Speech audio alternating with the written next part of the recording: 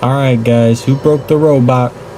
Hello everyone, I'm a broken robot. Around the turn of the 2000s, the cultural landscape of the middle-class American was changing rapidly. The millennial trends of emo Tumblr culture was out, and the tech bro Gen Zer was in for the next decade. However, one interesting aspect about this cultural shift is how millennials' bizarre obsession with nerd culture opened the door for video games to enter the mainstream. Don't get me wrong, video games were extremely popular before 2010.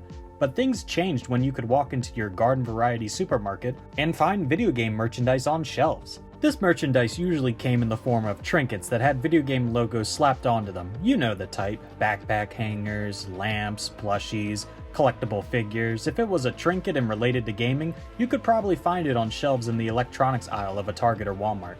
With companies like Hasbro, Nintendo, and Microsoft making a small fortune off the video game merchandise boom of the 2010s, other companies were looking to capitalize on the sudden influx of expendable middle-class spending. No other company personified this better than that of LOOTCRATE. LOOTCRATE was a subscription box service that delivered themed assortments of pop culture and geek merchandise to subscribers on a monthly basis. The company was founded in 2012 by Chris Davis and Matthew Arvelo. The idea for LOOTCRATE came when Davis and Arvelo, who were both avid fans of comic books, video games, and other geek culture, realized that there was a significant demand for curated merchandise related to these interests. Both of the pair regularly attended Comic-Con and commented on how they wished there was a way to buy unique and valuable gaming merchandise outside of a Comic-Con vendor.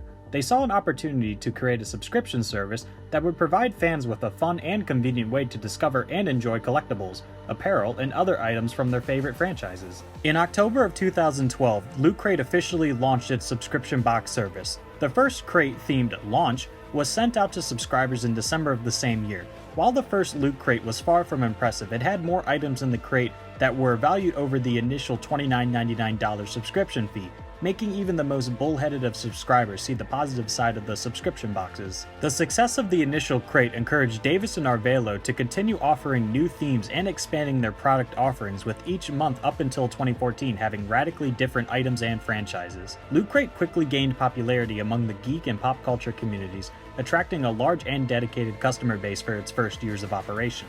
One key aspect that helped LOOTCRATE grow between 2012 and 2015 was giving out free sample boxes of Loot Crates to popular social media influencers and especially YouTubers.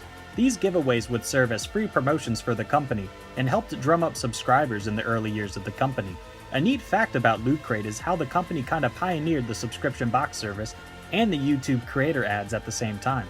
LOOTCRATE walked so companies like HelloFresh and Manscaped could run. As the company grew, it expanded its subscription box options to cater to various interests and fandoms. They introduced theme crates for genres such as gaming, anime, and sci-fi, and much, much more, allowing subscribers to choose boxes that aligned with their specific interests. By 2014, the company had over 200,000 subscribers in 10 different countries. And in 2016, the company was ranked #1 on Inc.'s fastest growing private companies, and on the Deloitte Fast 500 North America list, which has led many, including myself, to ask, if LOOTCRATE was that popular and profitable in 2016, just what went wrong?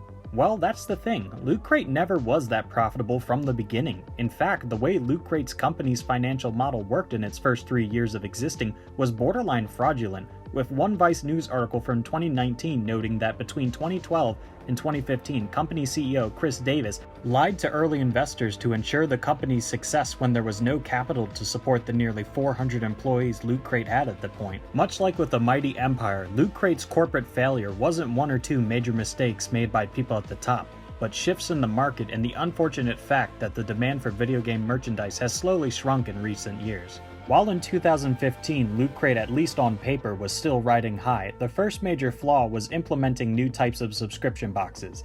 In theory, this was a great idea. Make a Call of Duty box for Call of Duty fans, make a Fallout box for Fallout fans, make a Dragon Ball box for Dragon Ball fans. Simple as. This was all in an effort to drum up more subscriptions for the service, but all it did was divide the LOOTCRATE subscriber base. By using the Wayback Machine and taking a look at LOOTCRATE's corporate website in August of 2014, we can see that in the first month that other boxes besides the standard LOOTCRATE were being offered, sales for the $29.99 LOOTCRATE dropped by 16%. The tactic of using popular IPs to drum up more subscribers only started the downfall of LOOTCRATE, and the signs were clearly beginning to show around mid-2016 and early 2017. Now, for those of you in the audience that have never bought a Loot Crate box or even seen one be unboxed before, what do you imagine?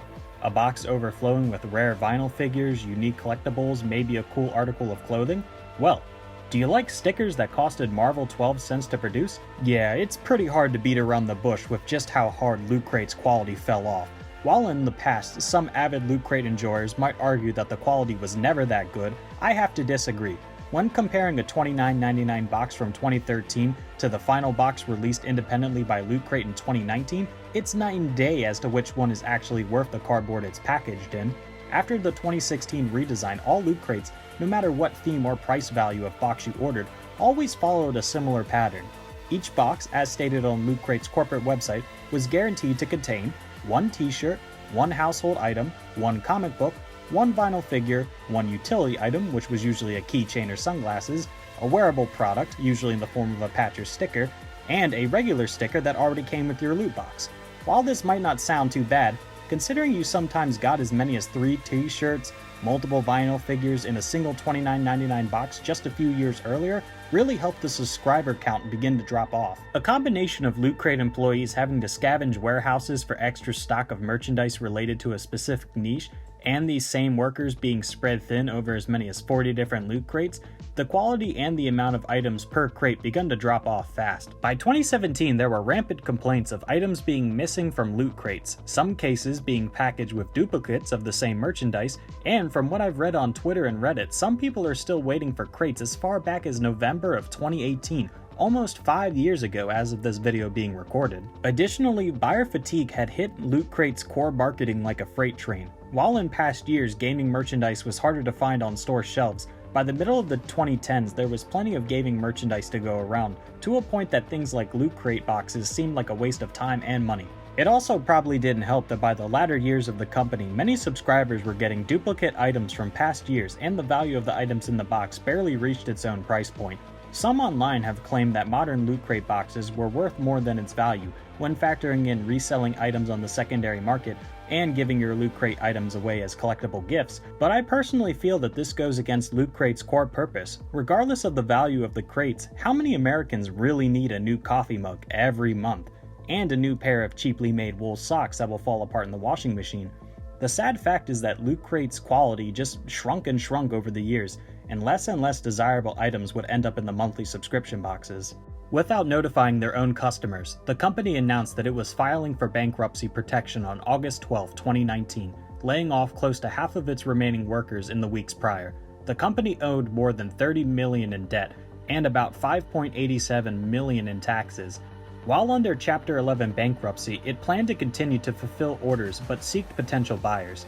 A buyer would come on October 1st of 2019. Subscribers were informed by email of Loot Crate's sale to Money Chest LLC, majority funded by Necta. The company now operates under a new name, the Loot Company, which had been buying up Loot Crate's competition while it could still stand independently. Today in 2023, the Loot Company mostly only produces those Loot Crate themed boxes you'll see for sale in the Funko Pop aisles of Walmart and Target.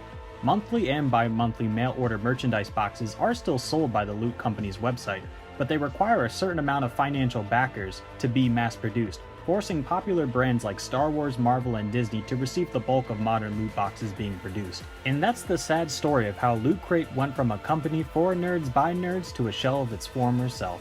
While I personally haven't bought a Loot Crate since I was in middle school, even my cold robotic heart can see the tragedy in a company founded from a labor of love being bought out by its corporate competition. But what do you guys think? Was Loot Crate a company that was always doomed to fail? Or did it just grow too fast and accumulate too much debt before becoming profitable? And with that being said, if you've stuck around this long, please take a moment to like the video if you've enjoyed, because that will help me out in the YouTube algorithm. Make sure to subscribe so that way you don't miss my future video essays, game reviews, and general commentary videos. I hope you all have a great day, do something fun outside, drink some water, eat a healthy breakfast tomorrow morning, and stay cool.